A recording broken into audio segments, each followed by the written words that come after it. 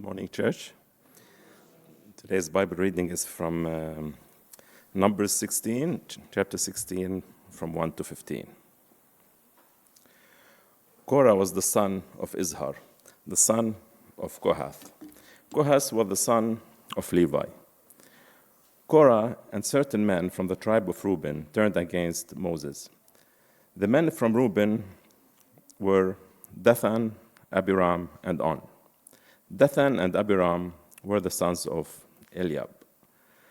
On was the son of Peleth. All those men rose up against Moses, and 250 men of Israel joined them. All of them were known as leaders in the community. They had been appointed as members of the ruling body. They came as a group to oppose Moses and Aaron. They said to Moses and Aaron, "You have gone too far. The whole community is holy. Everyone in it is holy, and the Lord is with them. So why do you put yourselves above the Lord's people?" When Moses heard that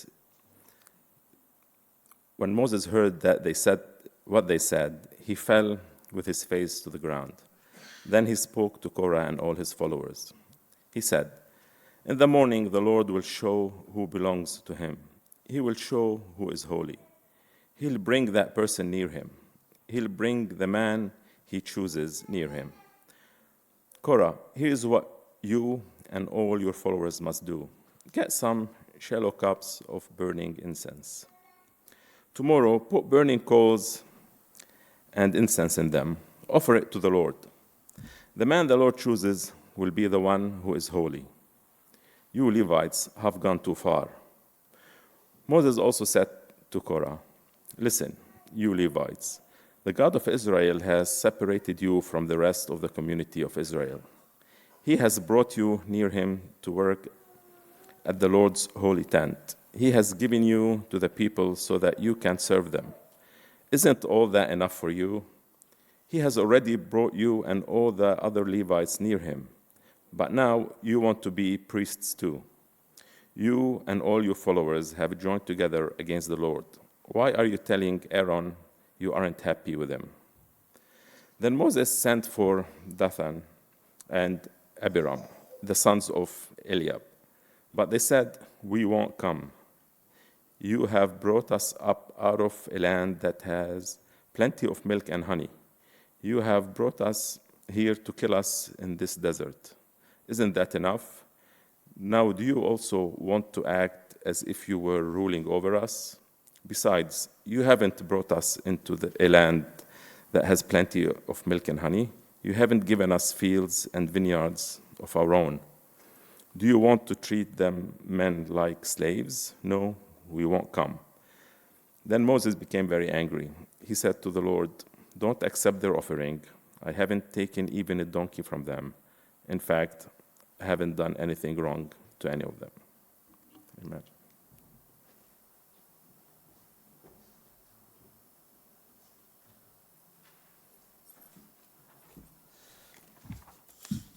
Good morning, everyone. I'm not Mary. My name is Simon. I'm the senior pastor of this church. The story we have today is another one from our kids' church curriculum. And if you're a parent and you want to know more, this is based on the biggest story Bible, which is very good. It's a tricky story in many ways. It's a story about people challenging their leader. Sometimes leaders are good, and sometimes leaders are bad. Some leaders are shepherds, and some leaders are cowboys. They chase the animals from behind with a whip. It's not right for me to stand up here, even though I'm the senior pastor, and say, you should always listen to the leader without asking any questions, because that's not always true. If a leader is acting badly, hurting people, or disobeying God, then we should ask questions about them.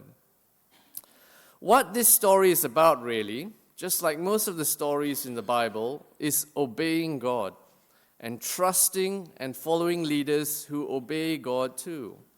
So as we tell this story, listen for the ways that Moses showed he was a leader who trusted and obeyed God, and listened for the ways that God showed he had chosen Moses and his brother Aaron as leaders of the people.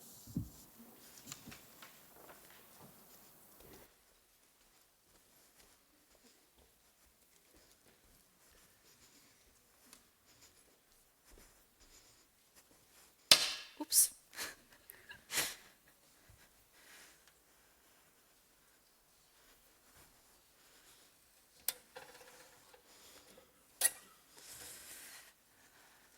Hello, everyone. My name is Moses. Do you know that I have a big family? A family that we call Israel. And we worship the God called Yahweh. Do you know him? I'm happy to be here today, but I have to tell you a sad story from my family. One day, when we were in the desert, one of my cousins, his name was Korah, he came to me and he accused me. He said, "You've taken on too much. You've gone too far. Who put you in charge? Didn't Yahweh, our God, say we're all holy? Why have you made yourself our leader? And why have you made your brother Aaron our priest?" Well, standing with Korah were 250 other men from his family and from the sons of the family of Reuben, who was my great uncle. It might be helpful if I explain to you a bit about how we lived. We lived in a big camp, and it might be helpful to know how all of our tents went, because I think it tells us a little bit about what might have been happening here. See, in the middle of the camp was the tabernacle. That's where Yahweh's presence rests. And around the tabernacle, sometimes we call it the tent of meeting, well, that's where all the families lived who were made priests. They had special jobs for making sure that the tabernacle was set up the right way so that Yahweh could stay there, and jobs that helped the sacrifices to go well, make sure they were done properly. I think you guys have heard the story of the 2 goats. Well, the priests helped with that too. And then around the outside of the priests, well, that's where the rest of the families of Israel lived. Oh, if you look closely, you can see on the left of the tabernacle is Korah's tents. And on the left of them, well, that's where Reuben's family put their tents. They were right next to each other.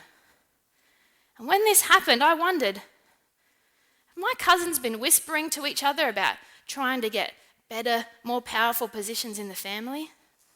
It's not very helpful. Well, they came and they accused Aaron and they accused me of taking the most powerful positions. Korah wanted to be the holy priest, the high priest, instead of Aaron. Well, when I heard what they said, I fell down. I put my face to the ground. I know that I'm not the most important person. Sometimes I don't even want this job. But Yahweh has chosen me to be his leader, and he chose Aaron to be his priest. So I bowed in front of Korah, and I bowed in front of Yahweh, because I wanted to show them that I want to serve them both. Well, it didn't seem to make much of a difference to Korah. So after a while, I stood up to speak to him and to all the men that were with him. I told them, "Tomorrow morning, you must all bring a cup like the ones we burn incense in. Everyone must bring their cup and offer it to Yahweh, to God. Aaron will bring the priest's cup, and you will bring yours. And then Yahweh, he will show you who he has chosen. But please be careful. You might not like what God decides." I also wanted to remind them of the special place they had in our family. I said to Korah, "Well, Yahweh, God has given you and your family a special job already. You get to work at the Lord's holy tent. Not everybody gets to do that. Don't you like your job?" When you say these things, you're not just unhappy with me, and you're not just unhappy with Aaron. You're unhappy with Yahweh. You're telling Yahweh he doesn't know what he's doing. Well, then I tried to talk to Dathan and Abiram. They were some of the sons of my great-uncle Reuben, and they had joined with Korah. I wanted to help them understand, but they wouldn't even come and talk to me. Well, they accused me too. They accused me of acting like a high and mighty prince, and taking all the people away from a land that overflowed with good things like milk and honey and room for us to live and to grow. But that's not even true. They forgot that back in Egypt we were slaves. There wasn't anything good for us back there. They forgot that Yahweh, he's leading us on to a new and a better place. It makes me so sad. Oh, and it made me so angry. Oh, I was so angry. Maybe I shouldn't have been angry, but I was. And I was not angry for myself. I wasn't really angry for Aaron either. I was angry for God. That's why I talked to God about it instead of taking it out on my cousins. I talked to Yahweh and I let him hear how angry I was. I wanted Yahweh to reject their offerings. Maybe that wasn't very nice of me, but I also knew Yahweh would do what Yahweh decided was best. And I hoped that my cousin and his men, I hoped that they would change their minds about challenging God. But in the morning they all came and they all brought their bowls. Aaron and I, we stood with all the men, each of us holding our cup filled with incense, waiting to see and to hear what Yahweh would do. And then suddenly Yahweh came close to us, but it wasn't exciting. The glory of the Lord appeared in front of us. It was like a strong and bright light. It was beautiful, but it was dangerous at the same time. I was scared. I heard Yahweh's voice say, "Aaron and Moses, move away from everybody, then I can put an end to all of them at once." We were so scared. We fell to the ground again. I didn't want anyone to die, but I wanted them to understand and to obey Yahweh. "Please, God," I cried out, "you're the one who decides whether we live or die. You give us breath. Are you going to punish our whole family for one person's disobedience?" I prayed hard and I spoke to Yahweh for my family. I hoped that they would listen to Yahweh and obey, that they would turn back to him. But Yahweh knew that some of the men refused to listen and to obey. So he told us, "Move away from your cousins who are angry and rebellious, and warn the rest of your family to move away too." And the people who were ready to listen and to obey Yahweh, they did. And the elders, the faithful and the true leaders of our family, well, they followed me and Aaron and God.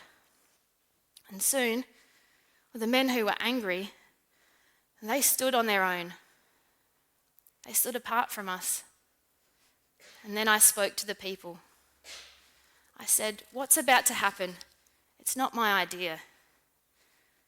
The Lord has sent me to do everything that I'm doing. And here is how you will know that I'm telling the truth. These men won't die a natural death. Something will happen to them that doesn't usually happen to people. And if what I'm telling you doesn't happen, then you will know that I have not been sent by God. But the Lord will make something totally new happen. The ground will open up its mouth and will swallow them up. And when that happens, you will know these men have disobeyed God." Oh, it was hard to say that. I wanted my angry cousins to change their minds and obey Yahweh again. I didn't want anything to happen to them, but they didn't. And everything that I said happened. It happened right there. The ground opened up and they were gone. All I could see was their brass bowls. Oh, I was heartbroken. I still am. And so disappointed. I was so sad for my family. That they hadn't listened to Yahweh. That they hadn't trusted him and they hadn't trusted me to do what was good and what was right for them. And I'm so sad that they're gone. we had to keep going and there was more for us to do. Yahweh told us to get Aaron's son, his name's Eleazar, to collect up all the cups, because in what happened, they had been made holy by Yahweh. So Eleazar, he collected the cups, and we hammered them out into sheets, nice and flat. And what we did, well, God told us to cover the altar for sacrifice with these sheets as a warning and a reminder. So whenever the priests came and the people who work in the tabernacle, whenever they came to make sacrifices on the altar, they would look at the brass that covered the altar and they would remember today. It was a very hard day. It was a very hard night. I cried. I cried for my family. And I prayed for those of us who were still here. And I didn't get much sleep at all. In the morning, when I woke up, I walked around the camp. My whole family, they were upset and they were angry. They were angry with me. They blamed me for the men dying. And even though I knew it wasn't true, it still hurt me. I want my family to see that God is in charge so that they could follow him without any more pain or rebellion. But they still weren't ready. They got together in a big crowd and they came close to the tabernacle. And I was scared again. But Yahweh, he protected us. He covered us with a cloud and his glory came close to us again. And he said to us again, move away from these people. I will deal with them. But Aaron and I, we fell to our faces again. We bowed down before God. We asked him to show mercy. We were praying, but Yahweh had made up his mind. The people, they kept disobeying him, and it seemed like his justice would not be stopped. Well, I turned to Aaron. Take your incense cup, quick, put incense in it, and put some coals from the altar. And then you need to quickly run. Go to the people and give this incense as an offering for their sin. If you hold it up, maybe the smoke will rise up to Yahweh and he will smell the smell of our incense and our prayers and he will turn away from his anger like he's done before. I could see that the people were sick. Because they were disobeying, a plague had started. Go, Aaron, run! So Aaron, he ran. He took his incense and he went and he stood in among the people and he held up the burning incense as an offering, as a payment for their sin. He stood between the people who were alive and the people who were dying. And the plague stopped. Yahweh had heard our prayer. It's sad though, because it's still hard for our people to trust us, for my family to trust Yahweh. My family, they don't always believe and they don't always obey. But Aaron and I, we know that Yahweh has chosen us and chosen our whole family for something important. It might seem harsh. It might seem mean that Yahweh would punish people this way. It's hard for me to understand too. But what I know is that Yahweh, he's good and he is just and he is always fair. And he does what's right even when I find it confusing and when I don't understand. My family, well, we lived for a really long time in a place with no rules, a place where a human called himself God and he didn't care about other people. But Yahweh, he has worked mighty miracles to save my family, to save Israel. He freed us from slavery in Egypt. He opened up the water so we could walk on dry land to escape. And he made food and water where there wasn't any. He's an amazing God. And he cares about us so much. But he also knows that we've lived a very long time without knowing him and without obeying him. Yahweh, he told us how to be free. He told us how to keep living like free people. But we're not very good at it. We like to do things our own way and go off on our own. Yahweh wants us to understand how important it is to walk with him. He gave my family clear rules, and there are consequences. And this helps us learn to trust him. And we need to take him seriously because he's chosen our family. It's hard to be their leader. It's hard to be God's people. But we'll keep trying.